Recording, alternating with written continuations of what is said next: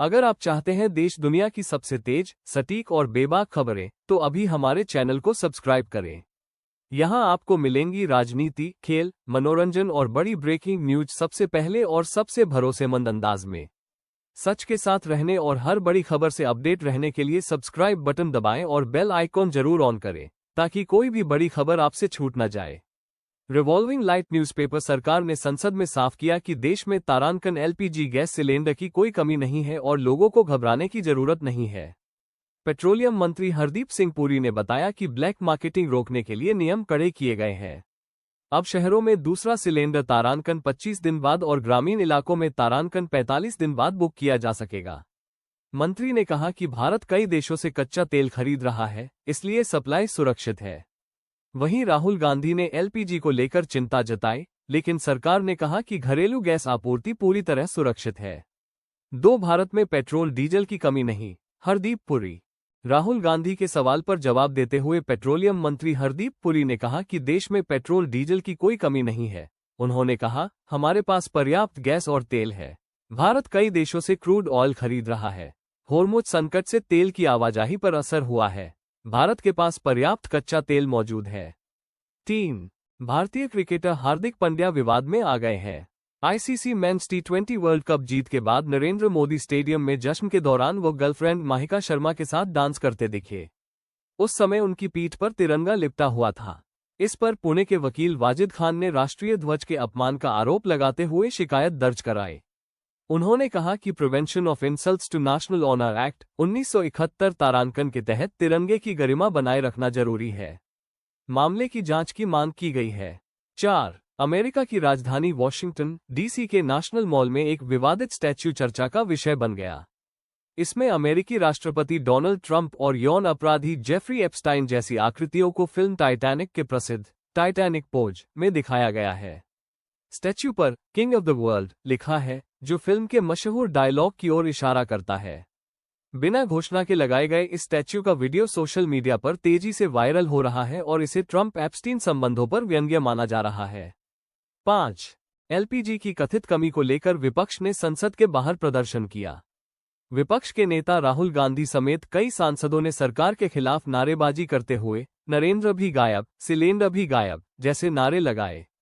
राहुल गांधी ने नरेंद्र मोदी सरकार से गैस आपूर्ति की स्थिति स्पष्ट करने की मांग की और लोकसभा में इस मुद्दे पर चर्चा कराने के लिए नोटिस दिया। विपक्ष का आरोप है कि एलपीजी की कमी से आम लोग और छोटे व्यापारी प्रभावित हो रहे हैं, जबकि सरकार का कहना है कि सप्लाई पूरी तरह सुरक्षित है। 6. बिहार के मुख्यमंत्री नीतीश कुमार के बेटे निशांत कुमार ने राजनीति में सक्रिय होने के बाद नालंदा के अपने पुश्तैनी गांव कल्याण बीघा का दौरा किया। उन्होंने कहा कि उनके पिता ने 20 वर्षों में राज्य के विकास के लिए जो काम किया है, उसे आगे बढ़ाने की उनकी कोशिश रहेगी। उन्होंने बताया कि बिहार की जनता, पार्टी कार्यकर्ताओं और वरिष्ठ नेताओं से उन्हें स्नेह और समर्थन मिल रहा है। निशांत कुमार फिलहाल पूरे बिहार का दौरा कर पार्टी नेताओं और कार्यकर्ताओं से मुलाकात कर रहे हैं। 7. मिडिल ईस्ट में बढ़ते तनाव के बीच ईरान में करीब 9,000 भारतीयों के फंसे होने की खबर है। भारत के ministry of external affairs India ने बताया कि स्थिति पर लगातार नजर रखी जा रही है और जरूरत पड़ने पर नागरिकों की सुरक्षित वापसी के लिए कदम उठाए जाएंगे। इस बीच ईरान ने यूरोपियन यूनियन पर यूनाइटेड स्टेट्स और इजरायल के हमलों का समर्थन करने का आरोप लगाया। ईरान का कहना है कि वो अंतर्राष्ट्रीय कानून के तहत आत्मरक्षा के अपने अधिकार का इस्तेमाल कर रहा है। 8. आईपीएल 2026 से पहले क्रिकेट जगत में फिक्सिंग के आरोपों से हलचल मच गई है। इंटरनेशनल क्रिकेट काउंसिल ने जवॉन सर्ल्स, जो पहले तारांकन कोलकाता नाइट राइडर्स के लिए खेल चुके हैं, को भ्रष्टाचार विरोधी नियमों के उल्लंघन के आरोप में निलंबित कर दिया। उनके साथ टीम अधिकारी चित्रंजन राठौर और तारांकन ट्रेवन ग्रिफिथ भी सस्पेंड किए गए हैं। आरोप 2023-24 के बीन 10 टूर्नामेंट से जुड़े हैं। तीनों को तत्काल प्रभाव से सभी तरह के क्रिकेट से अस्थायी रूप से निलंबित किया गया है और 14 दिनों के भीतर जवाब देने को कहा गया है। 9. भारतीय क्रिकेटर कुलदीप यादव जल्द ही मसूरी में शादी के बंधन में बंधने वाले हैं।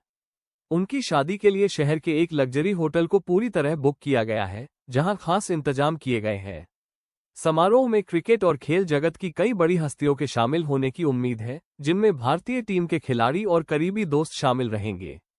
मेहमानों के लिए खास व्यंजनों की व्यवस्था की गई है, जिसमें उत्तर भारतीय और पारंपरिक पकवान प्रमुख होंगे।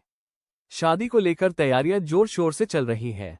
अंगूठी 10। हाल ही में अभिनेत्री रश्मिका मंदाना का एक कथित पुराना ऑडियो सोशल मीडिया पर वायरल हो गया, जिसे लगभग 8 साल पुराना बताया जा रहा है। इसमें उनकी मां सुमन मंदाना द्वारा रश्मिका के पुराने रिश्ते पर बात करने का दावा किया गया है। इस पर प्रतिक्रिया देते हुए रश्मिका ने कहा कि वर्षों से उनके खिलाफ गलत जानकारी और टारगेटेड अटैक फैलाए जा रहे हैं। उन्होंने बताया कि उनकी बातों को गलत तरीके से पेश किया गया है और इस मामले में उन्होंने नाराजगी जताते हुए जरूरत पड़ने पर कानूनी कार्रवाई करने की चेतावनी भी दी है।